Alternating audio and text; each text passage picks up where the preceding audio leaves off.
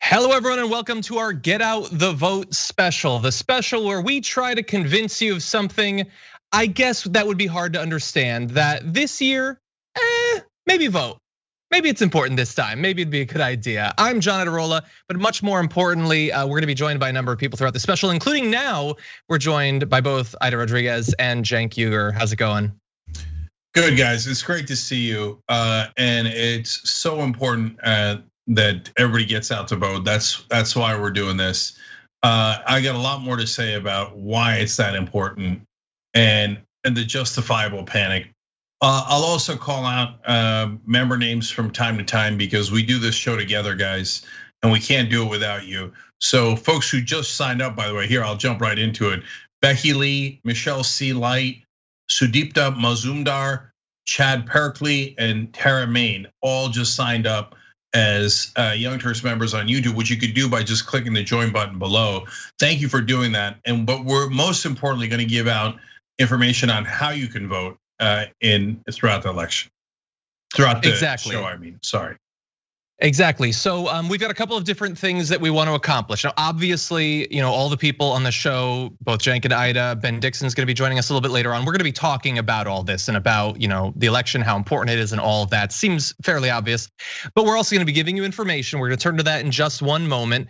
Later on in the show, we're going to be addressing some really common myths about voting, voter fraud, and all of that. We're gonna give you a rundown of the rights that you have as a voter while you still have them. Again, vote, it's important. And we're gonna walk you through the entire process. In just a moment, I'm gonna give you a couple of really good resources to make sure that you're squared away for your vote. But we were having a little bit of a talk before the special, and I just wanted to touch base with Aida and see how she's doing with this entire thing in the run up to the election. I'm concerned.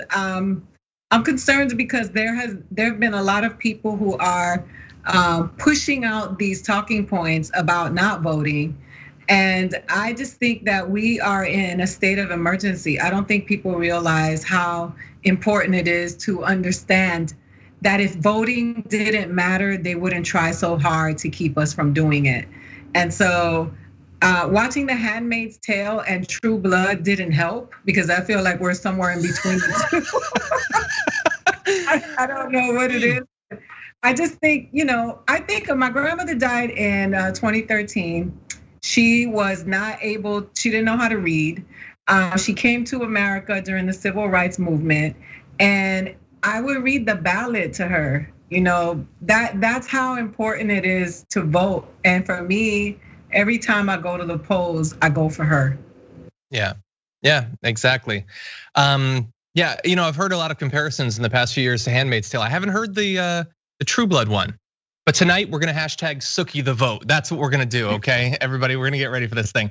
Now, before we launch into some more about how important we think it is, I wanna get something out of the way, and that is any concerns or questions you have about how to vote. Because maybe, hypothetically, someday, long ago, it was difficult to get that information. Maybe, no longer. We've got resources for you that will give you literally everything you need to know to register to vote, to check your voter registration. If you need to request an absentee ballot, which you should definitely do if you can. Set up reminders for all of this. One place where you can do all of those things I just said is at tyt.com/vote. You can go there. You're gonna be able to get all of this stuff. And after you're done checking all of your information, requesting a ballot, you can then share it on social media sites to make sure that everyone that follows you gets that information as well. That is tyt.com/vote. You can see there all of that information, setting up automatic reminders for all this. It could not be any simpler, but you know what? Maybe you don't like that. You can go to vote.org then. That's got everything you need to know about registering, vote by mail, polling place locators, exactly where you need to go to. If you want to not just register and vote and do all of that, but also work the polls on election day, which you definitely should if you can and be safe about it. You can find that out at vote.org as well. You can fill out your 2020 census as well. That's kind of important too. Voting and the census are two things they're trying to get you to not be involved in.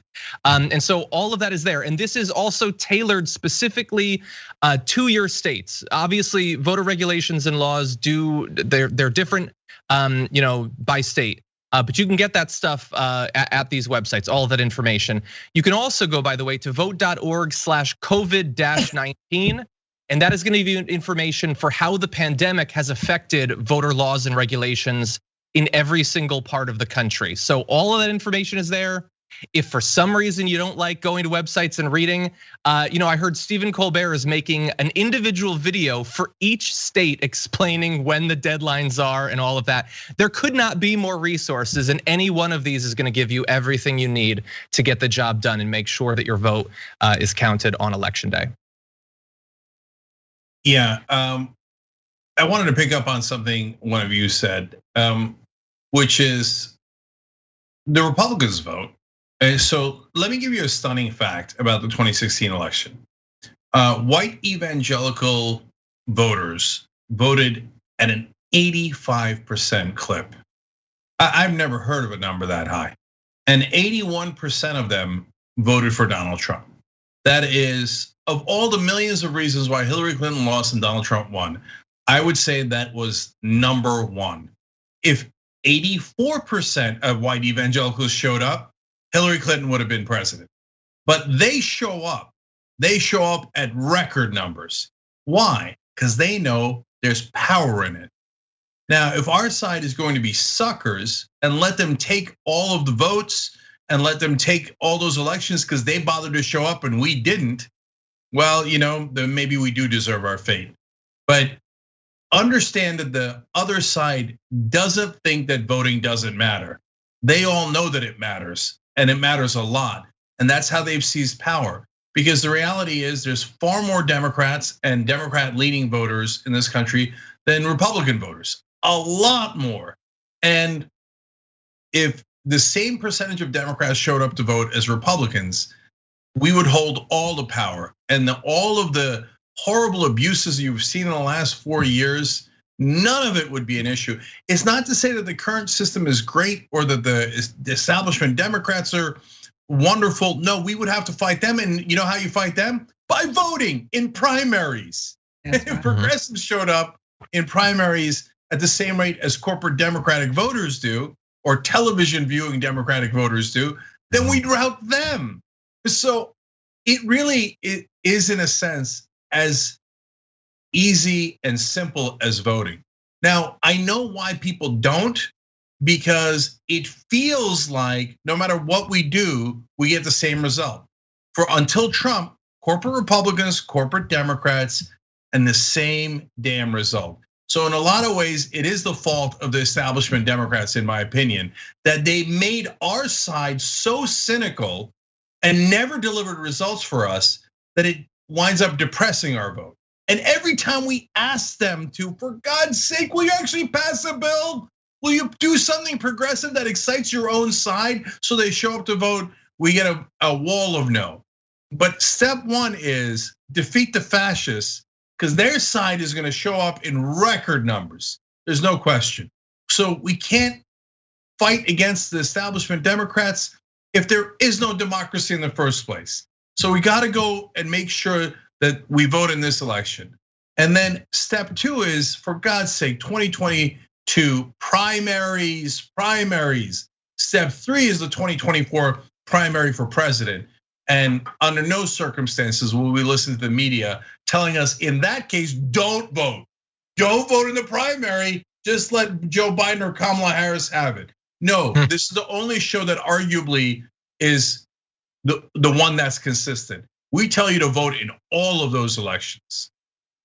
I just wanted to echo what Cenk said regarding marginalized people of color who do feel like it is hopeless and they feel helpless, that no matter who is in office, it doesn't matter because we get a poor share of the deal. We're not fighting for those issues right now. We're fighting for our democracy. Your president of this not United States declared New York, Seattle, and what is it? Seattle and what else? Portland. Portland anarchist states. When we've been talking a lot about martial law, even though Marco Rubio doesn't know how to spell Marshall. We've been talking about a lot of these issues that are dealing with our current state, but our freedom. Like my stepdad is from Cuba, and a lot of the things that we've been seeing are just very reminiscent of what is happening in those countries where they have an authoritarian state. And so we're talking about holding on to our democracy. And we can deal with all that other stuff later, because historically, either party hasn't been great to us. But we're not fighting for that right now. Do you see these people who go against Donald Trump, but they will support him because they want to maintain their agenda? They're trying to get that Supreme Court justice in there. Mitt Romney just turned, one day he's walking with Black Lives Matter, the next day he's endorsing or he's supporting Donald Trump in his craziness because they want to maintain power. And to them, maintaining power is more important than your rights. Yeah. So we got to show up, even if we feel like nobody does it for us. And when we show up in our numbers, the numbers that we have, then we hold them accountable. But we cannot afford to sit this one out right now. 100%.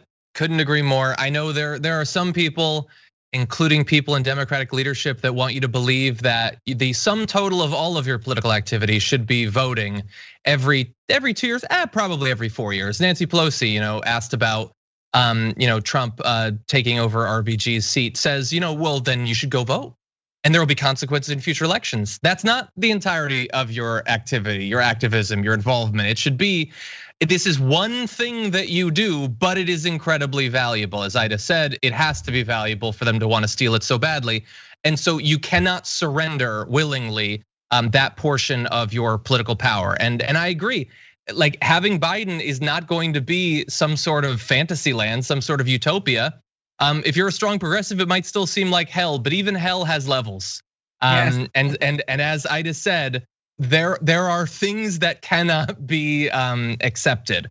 But really fast, a little bit more information before we proceed. Two things. One, many of you watching this special you might be responsible. You already might be registered. But don't you want to make sure that you're registered, that it went through successfully, especially if you mailed this in? Well, again, you can go to vote.org and check your registration. If you haven't already registered, feel free to go there and do it. But if you have already, make sure that you did it. Make sure that you know your accurate polling place. Get all of that information ready to go. And I wanted to say one more thing. We got a member comment from August who said, make sure you know the entire ballot. Make sure you give yourself time to get yourself educated on ballot measures and those running down ballot. For me, local races are the hardest to find the positions of the people. August could not be more right. Biden is at the top of the ticket, but there are so many other things that are going to be determined on election day. Even more reason to show up. But you need to know what those ballot initiatives are. You need to know if there are good people in other positions that you can be supporting, whether it's Congress, state legislatures, perhaps your DA, judges, all sorts of things like that. There's a lot going on election day, and right now, you have more than enough time to do all of that research between today and election day. And I just wanted to go ahead, Ida. No, if you took your behind out there in them streets and you marched and you showed up to fight because you feel that what's happening in America, particularly with law enforcement, if you were on social media posting black boxes and hashtags, if you show up every single opportunity that you have because you're trying to get likes and you don't show up at the poll, you should be ashamed of yourself, because at the end of the day, all of that is just performative if it's not followed up with action. And those of us who are the descendants of the people who were not allowed to vote, who it was once law for them not to vote, we should be showing up in numbers and challenging those old white people who continue to show up and vote so that they can maintain their power in this country. Yeah. I love all of your member comments too. Uncooperative Orange writes in, how could a Canadian vote millions of times to hell? I'm very, very worried for you all. I love you, brother, but don't do that. Okay, don't vote even once, let alone a million times, at least in American elections. But definitely participate in Canadian elections, that'll be great, okay? And speaking of which, I wanna thank more donors here that make this show possible as well. So let me go to that list real quick. These are all folks who gave at tyt.com/go. And anybody can do that no matter where you live. VVV in Compton gave $15. Thank you, V. Shauna B in Midland, Texas, $5. Christopher K in Florida, $3. Robert B in Abington, Massachusetts, $3. Timothy D in Berkeley, California, $3. That's how we do it, man. The right wing has billionaires that support them. We got Timothy, Robert, Christopher, Shauna, and V giving $3 to $15. That's how we do it at tyt.com/go. Yet we still beat all of them combined on YouTube and in all of social media. Sad day for them. Now let's do it in the voting booth, okay? We got to get out there. And look, I'm gonna say one last thing on that. We have credibility here at TYT. When corporate Democrats tell you don't vote in primaries, but vote in the general election, they lose credibility. When the media doesn't cover issues or policy, etc., and then tells you to go vote based on what? Hairstyle? And especially before the Trump era, God, they covered no substance at all. And even in the Trump era, they like covering the tweets and the outrageous things, but how about the issues? Almost never. But we cover the issues and policy for you guys all the time, so we know what's on the line. And look, for those of you who are worried about voting for Democrats, if you watched 1 minute of the Young Turks, we basically fight Nancy Pelosi and Chuck Schumer for a living, okay? And I'm telling you, if you hear from them, this is the most important election of our lifetimes, and you discount it, I hear you, brothers and sisters. That's what they say in every election to try to get your vote without delivering for you. But I'm here to tell you, having built up 18 years of credibility that you saw with your own eyes, this is the most important election of our lifetimes. Not even close to the others. I told you Clinton versus Dole. I mean, you guys, that was from earlier on in my career. But back then even, I was like, Clinton, Dole, they're pretty close. They're pretty similar. Romney, Obama, they even had the same healthcare plan, very similar. The rest of the media and Democrats would be outraged by that statement. That is beloved sainted Obama, how dare you, against Romney, a Republican. No, man, their policies were so close to one another. Corporate Democrat versus corporate Republican. This election is not like that. Trump will end this whole thing. Democracy and the Constitution, that is not hyperbole. We're not the mainstream media, it's real. You got to get everybody you know and make sure they vote. Yeah, and I just wanted to say one thing. We watched Donald Trump lick the shoes of all of these leaders from around the world who are dictators, from Putin to North Korea. He's been, as we say, cupcaking with these people, and it ain't because he is doing it for America. It's because he's doing it like for the same reason that he does everything he's always done himself. And he will negotiate America's democracy for power and wealth as he's done everything else in his life. So if you think that not going to vote is not gonna do anything, we gotta get this guy out of there. That guy belongs in a jailhouse, not in the White House. Please. If you don't, I don't rock with any of them. I think that they're all corrupt. But this one matters. Our freedom, like I don't sleep at night. I don't think they really understand. You don't understand what they're doing. They're dropping police that are not real police. They're arresting people. They're kidnapping citizens. They are doing the things that they do in those countries that are led by the people that Donald Trump idolizes. If you think he does not trying to do that, you got another thing coming. You better show up and vote. Exactly. Yeah. The party that is seemingly okay with a doctor nicknamed the uterus collector is a party that we need to get out of political power as soon as we can. Aida, thank you so much. Always down to hear what you have to say, especially on this topic. Thank you so much for joining us. For everyone at home, we're gonna take a short break. We come back, we're gonna have more on voting as well as voter myths and all of that. What you've got coming up though is about 4 minutes of break, which is more than enough time to go to tyt.com/vote, get all of this stuff situated, and then you can relax through the rest of the special. Won't that be nice? We'll see you on the other side.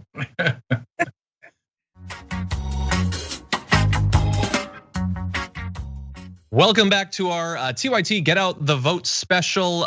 We're back with Cenk again. However, we also have Ben Dixon. How's it going, Ben? It's going great. Thanks for having me, guys.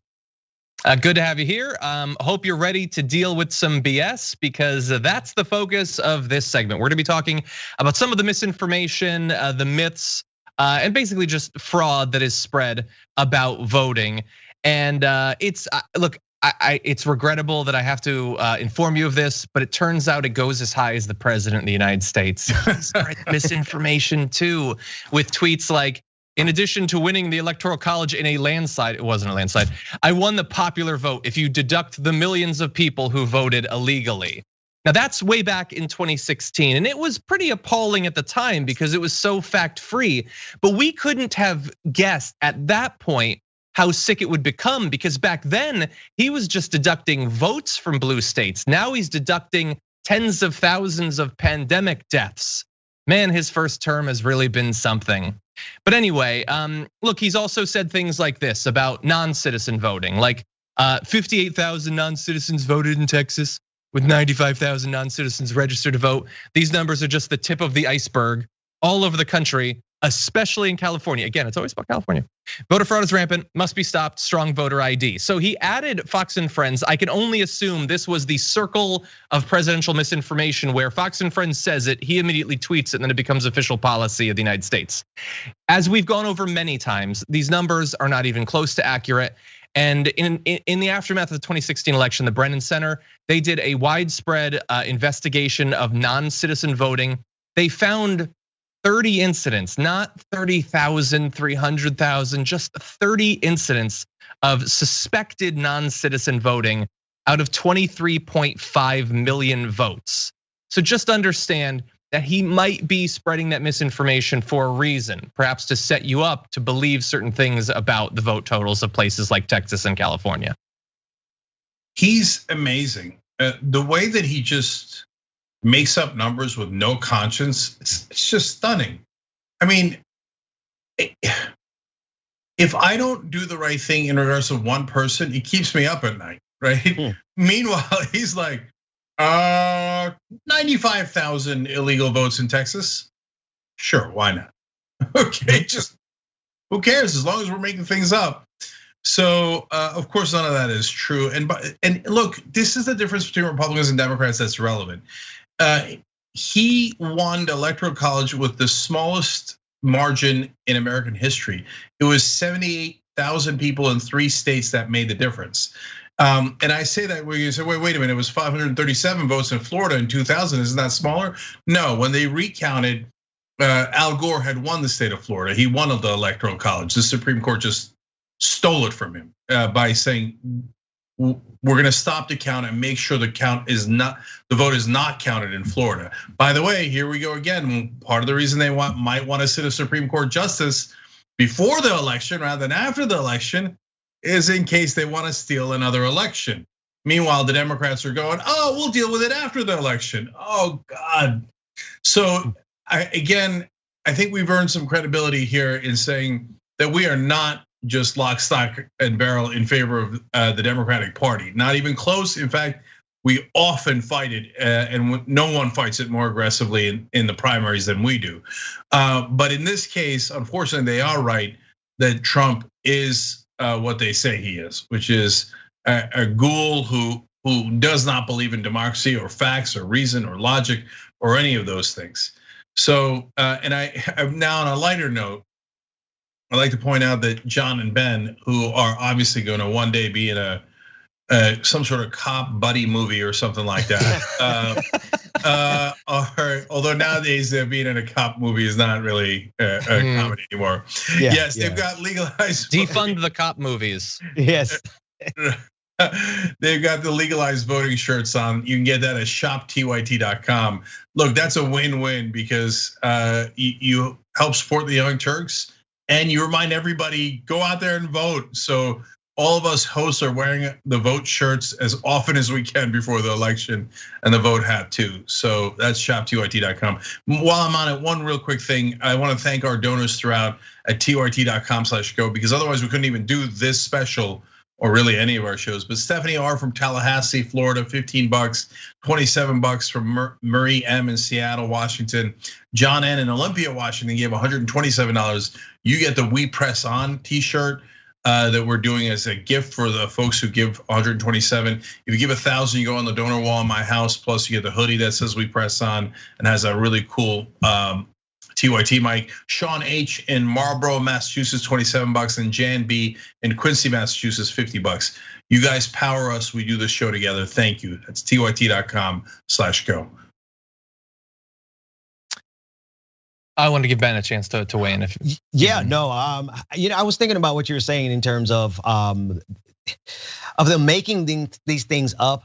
The thing about it is what Republicans are really good at is fighting the figment of their imaginations, right? They create something out of whole cloth, just out of thin air, and then they engage in an entire campaign against that. Like there is as much voting fraud as Joe Biden is as socialist, right? But they're going to fight against both as if it is a real phenomenon. They go as far as having people like all of their grifters. I don't even want to call them by name to give them attention here, but the Project Veritas grip, right? Where they said that the last election there was a church van taking people from district to district from precinct to precinct, and then that became the thing that they focused on and start fighting against. And so the thing is that we are so post-reality and post-truth that it doesn't matter how real it's not. They have made an entire industry, cottage industry, out of fighting against the figments of their imagination. 100%, 100%. I want to give you a little bit more misinformation. So one of the things that Donald Trump himself has talked about is ballots being submitted or votes being cast by people who are dead, or indeed not even people. Sometimes dogs vote too. Did you know that? If you listen to Trump and you get your news from Fox, you do believe that dogs can vote. Now, I believe that dogs should be able to vote. I would replace most human voting with dogs. But it turns out there was an investigation. It doesn't actually work out that way. So there was an investigation that found only 2 cases ever where ballots were actually submitted in the name of a dog. So the final step of this fear mongering about ballots being sent out to canines. It turns out only one of those votes was actually counted. And to get it counted, I want you to take just a quick look at what it took the owner to do. They had to swear falsely in a voter registration form. They had to forge a signature on it. They had to forge proof of identity. They had to swear falsely again on the absentee ballot request form, forge a signature there, swear falsely again on the absentee ballot envelope itself, and forge a signature there. And all of that was to get one dog vote. And if they were caught, and it turns out they face up to 30 years in prison just on federal charges, not state charges as well. So we did identify one, and that is quite a good dog there, that they're participating in democracy. It's probably not gonna be a big factor in swinging close elections, if I had to guess. So 2 things about that. First of all, I know what you're thinking. That dog won't hunt. Oh my God. But unfortunately it does, because just the very act of talking about voter fraud makes it feel like more of a real issue. It takes up airtime. And so when they go on the offense and talk about voter fraud of one time that it has happened with a dog out of 330 million people in this country and the countless elections that we've had, they then get people, some percentage of people, maybe not anywhere near half, but even if they got 5%, it would be way too much, but guaranteed they're gonna get at least the 33% that watch Fox News and love Donald Trump, et cetera. But I'm worried about the percentage they're gonna get of independents. They're gonna get a certain percentage to go, well, I mean, they did find one case. I mean, so we gotta watch out for it. So I guess, let's do making sure that people are, have their IDs and stuff makes sense. Because the Democrats never actually gave the counterpoint. If you're obsessing about FIDO voting and the one time that it has happened, and you put in voter ID laws, you're actually going to disenfranchise and cancel out the votes of millions of voters, So it makes no sense to do that. But since the Democrats are so weak and ineffectual, we're constantly fighting on Republican ground and constantly playing defense, which on airtime alone makes a difference in terms of how people view issues.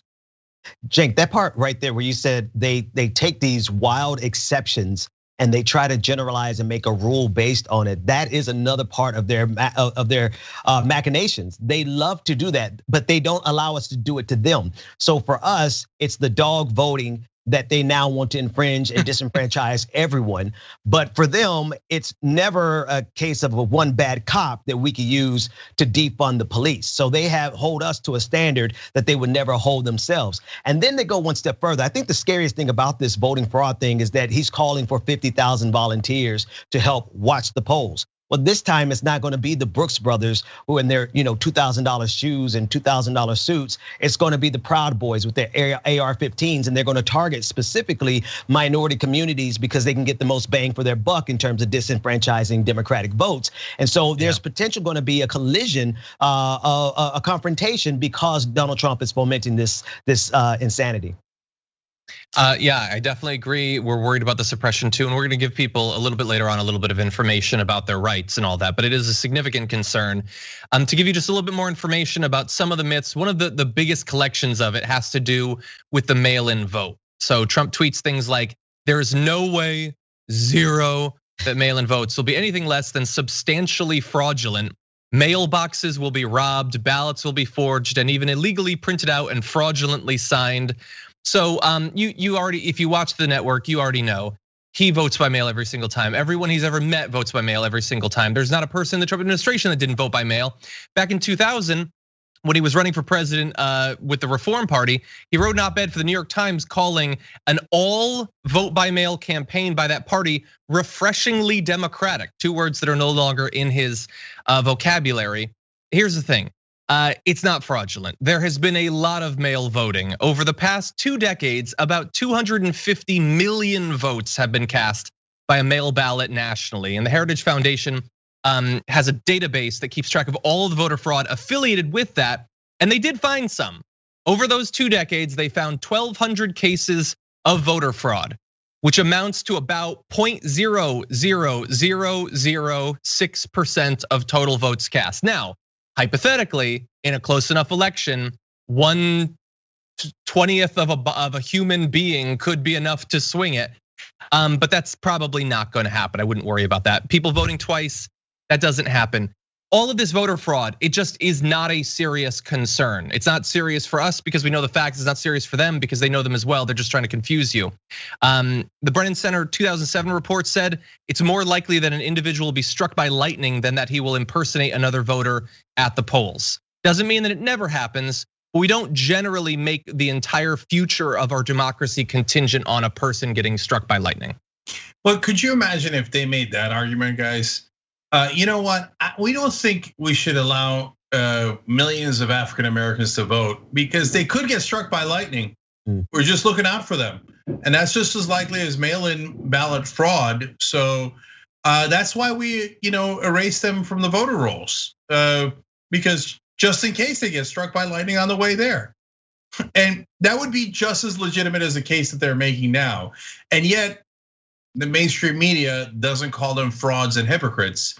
The most they'll do is they'll point out the facts, right? And then leave it be.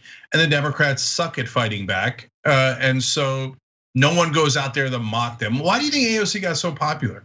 Because she's the only one who actually bothered to fight back and mock them and be sarcastic, etc. Whereas most corporate Democrats are scared of their own shadow. Guys like Tim Kaine are way friendlier with Republicans than they are with progressives. And so the reason I mention progressives in this context is it's not that progressives are just better because they're closer to what Democratic voters actually think about the issues. It's also because we're stronger. And so why is that? Is that a biological thing? Of course not. We're all human beings, right? The reason why progressives are stronger than establishment Democrats is because we're not tied to corporate donors. So we could actually say logical things and we could actually logically fight back against the other party, the opposition party, right? But corporate Democrats go, oh yeah, but what about my donors? And oh my God, I don't want to offend Republicans and I don't want to offend the media and I don't want to offend anyone. Oh my God, my donors, my donors. So that's why they go and kiss Republican ass all day long. And then they ask you for your vote at the last second. So as I've been saying throughout this election, this special, that's not what we participate in.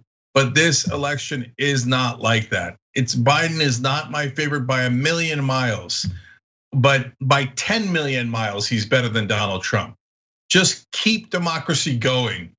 It might be on life support, it might need a ventilator and a mask, but you gotta keep it going. And the way that you do that is to make sure you vote against Donald Trump. Yeah. I love the way AOC said it over the weekend. She said, voting for Biden is letting democracy live to see another day. And I even love the meme that's going around of AOC, how she was smiling and looked joyous and just full of energy endorsing Bernie Sanders. And in the video, she looks so depressed endorsing and supporting Joe Biden, but it is what it is. Like we're at a different point than I think we've ever been in this country. So we may not love them, but we do need to help democracy live to fight another day. Exactly. We've got more planned. We're gonna be taking a break in just a moment. We're gonna come back and give you information about voter suppression, your rights as a voter, all of that. We're gonna get to a lot of different things. I did want to just read one member comment before we break, because it was from Afro Lefty, who says, "I have a feeling John is underpaid," which is true. But if there's a reason you believe that during this special, you need to understand that it has far less to do with me and far more to do with Asher, who put together this special and did a bunch of the producing on it, as well as Marissa and Sophie. They're probably also underpaid, to be fair. So they're the reason that I can sound like I know what I'm talking about. They've put together all of this in an awesome way. So everyone, please give them credit as well. With that, we're gonna take a 4-minute break. Again, head to tyt.com/vote to get all of the information on your registration, polling location. You can set reminders and all of that. Get it squared away while there's a lot of time to go. And we'll see you in just a few.